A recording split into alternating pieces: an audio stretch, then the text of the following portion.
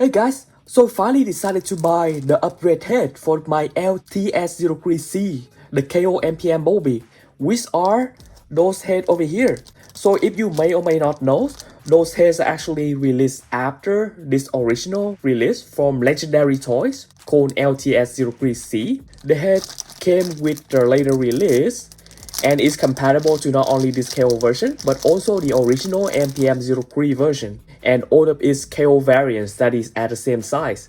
They basically just send me the head. Actually, it's only one head with alternative face within this small ziploc bag right here. So that bag is useless. I'm kind of glad that I actually sell this separately. So people who already purchased this LTS-03C version or any of the other KO MPM or even the original MPM-03 could upgrade their figures with a new head. This actually looks quite beautiful. So looking closer at the head, you can see that the open mask face definitely looks much better than the original version. But of course, this one is not transformable, unlike the original version which you can deploy the mask right here and you flip it out. So it have the battle mask being integrated onto the original head. But of course, you can see that it looks very flawed. It doesn't look like a perfect Bumblebee head at all. So that is the perfect reasons why we have this head right here. So that not only the normal face can be improved, you can see that that is much more improved comparison to the original version. I like how the head is bigger. It feels like it's actually magnetic. So right here, you only have the magnet there and a magnet here, which just allow the helmet to be clipped up on like that. But the flaw is that it doesn't really stay. You can see that if I touch really slightly, the mask can already move. So that is one minor critics that I have with this head.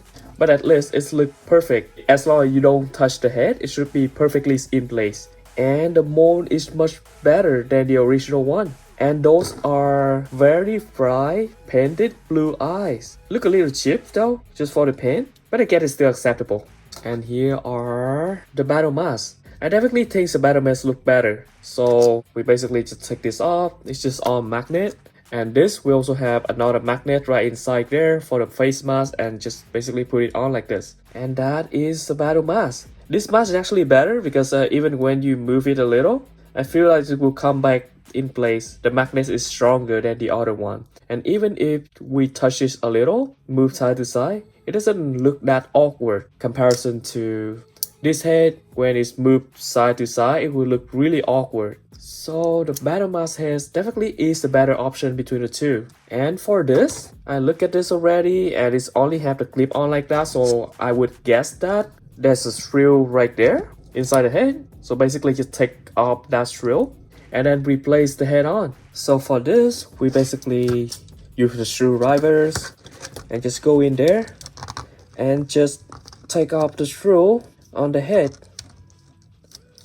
Like so, the screw is coming out and then I just leave it onto the side like so. Let's look at this head right here, see how they actually open. So also take off the screw right in here. So you can see that as you take off the screw, the head will just disengage like so. So I would guess that it would be the same case for the actual head. It's very tight. Dang. So the head come up there. And now I have to wiggle this off. Oh my god, it's so tight. But finally, so we have this head right here. Now it's open.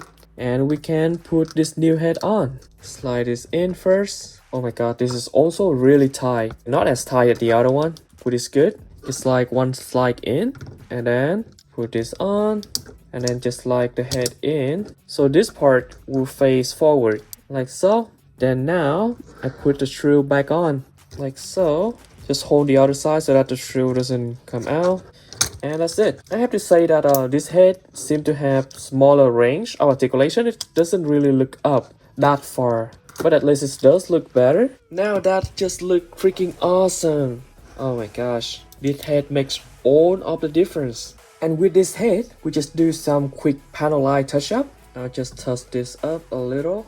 Do the same thing to the helmet. I'll just usually just put a lot of flags on here and then later we can wipe them off. And do the same thing to this face scope right here. As you see in here, I've got the new LTS-03C upgrade head on my KO Bumblebee, with the original held side by side for comparison, and right away you can tell the difference.